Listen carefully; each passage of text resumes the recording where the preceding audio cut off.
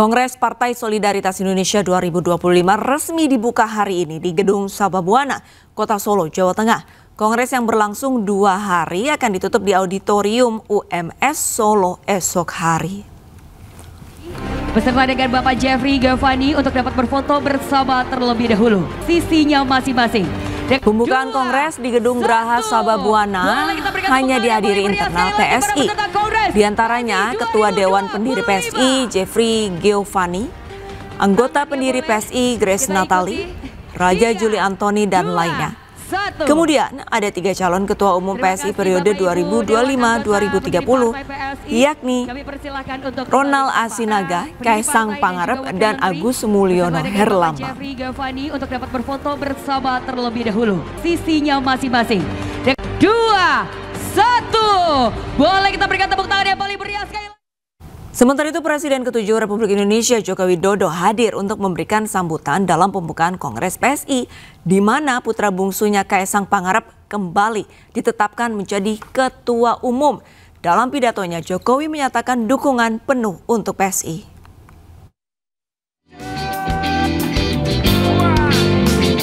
Presiden ke-7 RI Joko Widodo menghadiri Kongres Partai Solidaritas Indonesia di Solo, Jawa Tengah. Dalam kongres ini PSI menetapkan putra bungsunya yaitu Kaisang Pangarep menjadi Ketua Umum Partai Berlambang Gajah tersebut. Kedatangan Jokowi pun disambut antusias oleh para kader yang datang sambil menyanyikan yel-yel. Menariknya, Jokowi dalam kesempatan ini menyampaikan dukungannya untuk partai yang dipimpin Kaisang. Saya akan full mendukung PSI.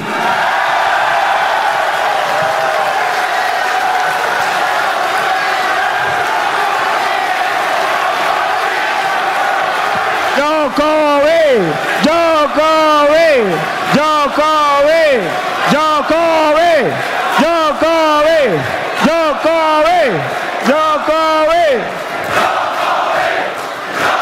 Oleh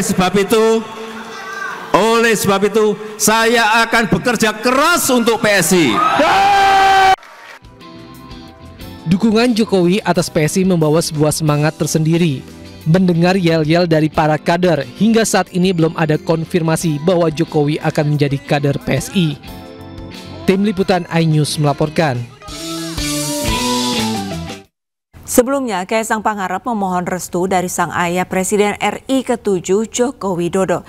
Kaisang kembali maju untuk memperebutkan kursi Ketua Umum bersaing dengan 2 calon lainnya.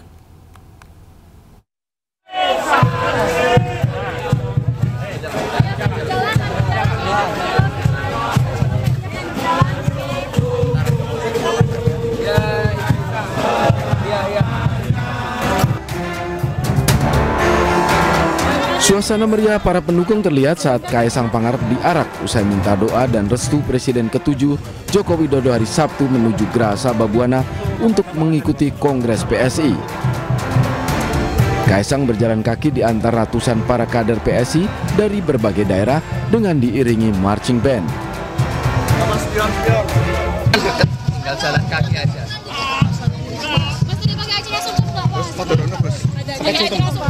Nggak ada acara khusus, nggak ada. Tunggu loh bos, ada pesan dari Bapak Mas. Pesan Bapak apa maksudnya? Ada pesan Bapak apa? Ada pesan dari Bapak Mas, pesan dari Bapak. Ya, semoga semuanya lancar, nggak ada hambatan apapun. Partai Solidaritas Indonesia menggelar Kongres Akbar selama 2 hari di Kota Solo mulai Sabtu 19 Juli 2025 hingga Minggu 20 Juli 2025. Acara diselenggarakan di 2 lokasi berbeda dan akan diikuti ribuan kader dari berbagai wilayah. Selain Kaisang, 2 calon kuat yang ikut memperebutkan kursi Ketua Umum adalah Ronald Asinaga dan Agus Mulyono Herlambang. Koresponden Septiantoro melaporkan. Beralih ke informasi lain, pemirsa, meski dinilai tidak menikmati hasil korupsi, mantan Menteri Perdagangan Thomas Trikasih Lembong dijatuhi vonis 4,5 tahun penjara dalam kasus korupsi impor gula. Sementara itu, Tom menilai putusan hakim janggal. Pidana kepada terdakwa Thomas Trikasih Lembong oleh karena itu dengan pidana penjara selama 4 tahun dan 6 bulan.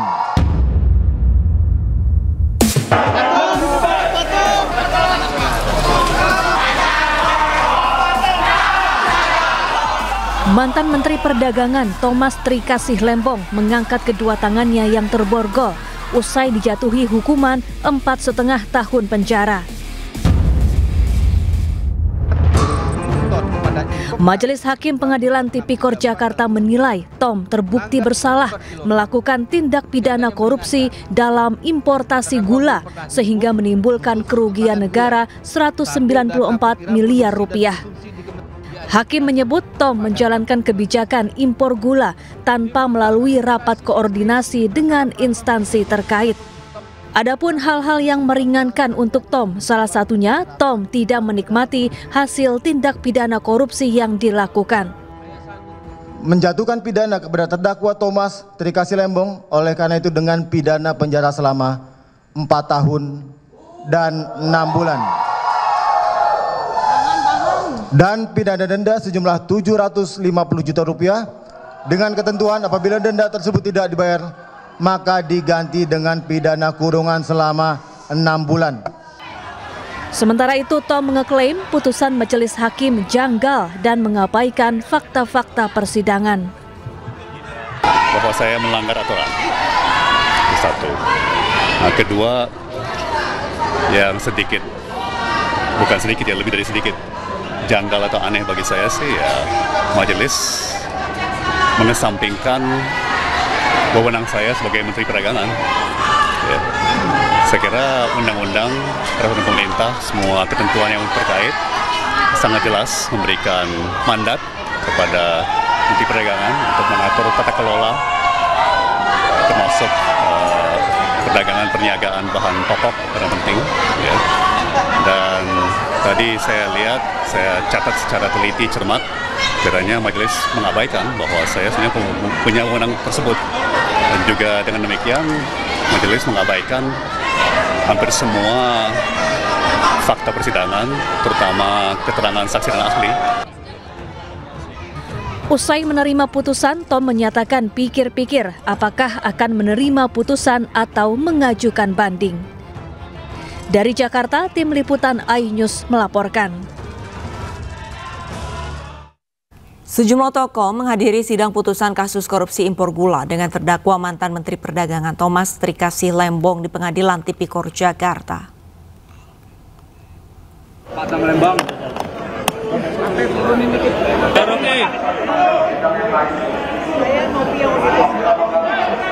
Istri dan rekan-rekan Tom Lembong mengikuti jalannya sidang sejak awal hingga akhir.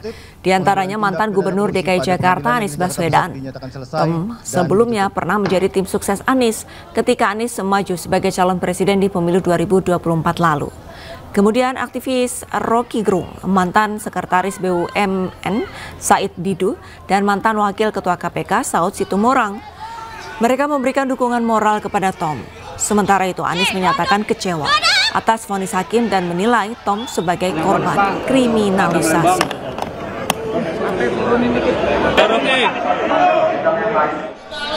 Satu, kita semua mengikuti proses persidangan ini dengan akal sehat.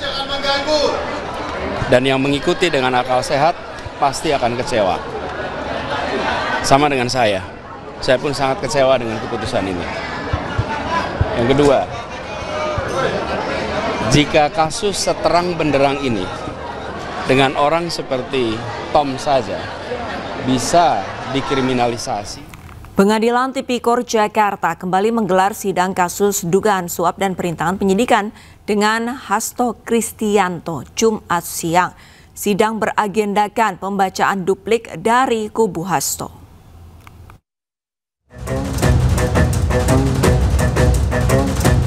Sidang lanjutan kasus perintangan penyidikan atas terdakwa Hasto Kristianto kembali digelar di Pengadilan Tipikor Jakarta Jumat siang. Agenda sidang kali ini merupakan pembacaan duplik dari kubu Hasto sebagai tanggapan atas replik jaksa sebelumnya. Sebelum sidang dimulai, Hasto mengungkapkan duplik sudah disiapkan sebaik-baiknya. Hasto menilai sidangnya merupakan rekayasa hukum dan tindakan sewenang-wenang. Hasto tampak memamerkan buku duplik dengan isi 48 halaman. Sebelumnya, Jaksa KPK meminta majelis hakim menolak pledoi Hasto. Duplik ini akan menjadi perlawanan terakhir Hasto sebelum sidang pembacaan putusan oleh majelis hakim. Baik, terima kasih rekan-rekan pers. Jadi tadi duplik sudah disampaikan, baik dari saya pribadi yang persiapannya 4 hari saya tulis tangan, yang merupakan suatu hasil kontemplasi dan juga melihat dari seluruh replik yang diberikan oleh penuntut umum. Dan kemudian dari situ sangat jelas bahwa seluruh tabel 1 dan tabel 2 yang saya sampaikan semakin membuktikan terjadinya rekayasa hukum. Hasto menilai bahwa dalam replik yang disampaikan jaksa, tidak ada tanggapan yang bisa membantah dugaan kriminalisasi dan politisasi dalam kasusnya. Dari Jakarta, Syahre Zazanski, Dede Rudi, Ahmad Putra, Aristiawan, iNews melaporkan.